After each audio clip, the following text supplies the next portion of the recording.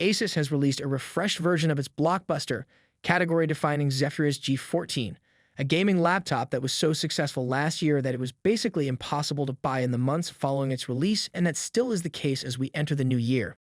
So there are a bunch of 14-inch performance laptops available nowadays. The ROG Zephyrus G14 stands in the middle of the pack as the potentially best-balanced laptop in its class, and that seems to be the case whether you get 3050 Ti or 3060 GPU configurations. What you're getting here is excellent build quality and inputs, good features and ergonomics, as well as solid performance for this size class, but also high internal temperatures and a design that inconveniently blows the hot air into the screen, something I just don't like about Asus's entire range of Zephyrus G laptops. The Asus Zephyrus G14 is a small, lightweight gaming laptop that features a powerful but efficient AMD Ryzen 9, 32 gigs of RAM, a WQHD 2K display with 100% DCI-P3 coverage, and an NVIDIA RTX 3060 GPU with 6 gigs of VRAM, all of it packed inside of a 14-inch laptop chassis that's only a tiny bit thicker and no larger than your typical 13-inch MacBook Pro. We've mentioned that it's a gaming device, but in reality, this could be a good all-rounder. Sure, this notebook has a decent RTX 3060 GPU, but when you want mobility, it can be quickly transformed into a portable laptop with just a few clicks. All you need is the Asus Armoury Crate app that comes pre-installed in most cases. When you apply the silent profile, the AMD Radeon RX Viva 8 will improve the battery life. Graphics performance with the Zephyrus G14 is almost 12% slower than the average laptop we have tested so far that was also equipped with an RTX 3060 GPU. This deficit would remain true even when running the system on turbo or maximum fan mode. Running a laptop in performance mode instead of turbo mode would result in a graphics dip of about 3 to 4%. The slightly lower 3D Mark scores translate to slightly slower frame rates during real-world gameplay.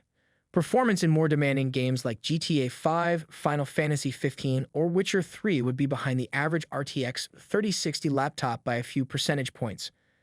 Frame rates are nonetheless steady and without any unusual dips or micro-stuttering over time.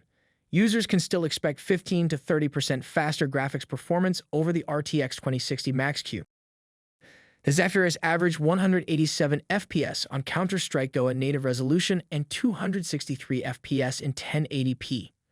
Dust particles, fires, clouds, and other intense effects weren't a problem at all.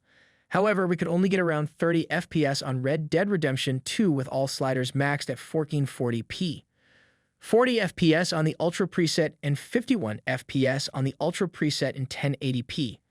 Where the RTX 3060 really struggled was ray tracing in Shadow of the Tomb Raider. The G14 averaged 28 FPS on the highest preset with the feature set to Ultra DLSS was helpful here, bumping that average up to 42 FPS. It did much better with ray tracing off, averaging 57 FPS at native resolution and 83 FPS in 1080p. The new ROG Zephyrus G14 is as sexy as ever in white, or moonlight white, as Asus calls it, with there being only one tiny change.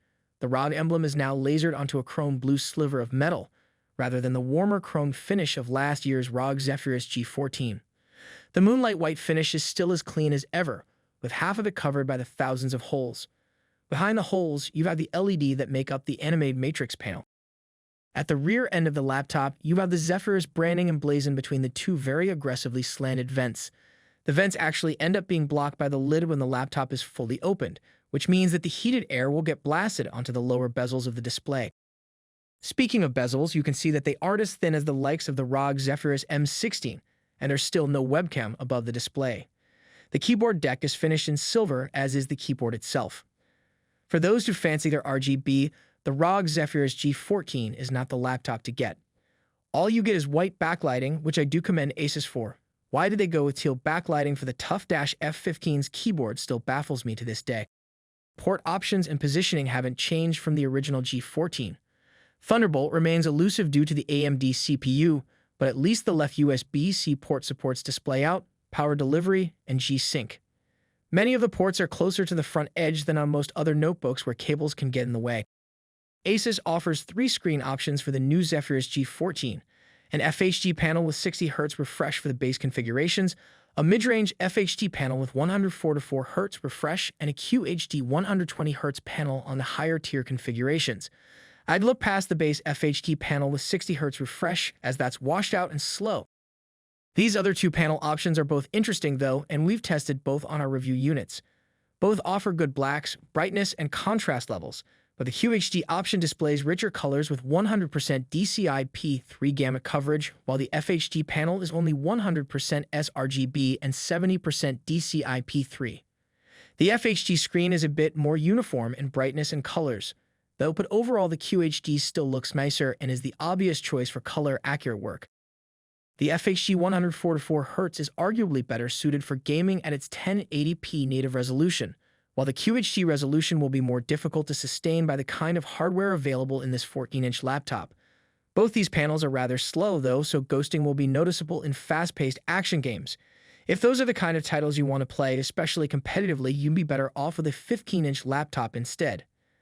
For regular games, though, both these panels should be okay with their 120 or 144Hz refresh rates and adaptive sync.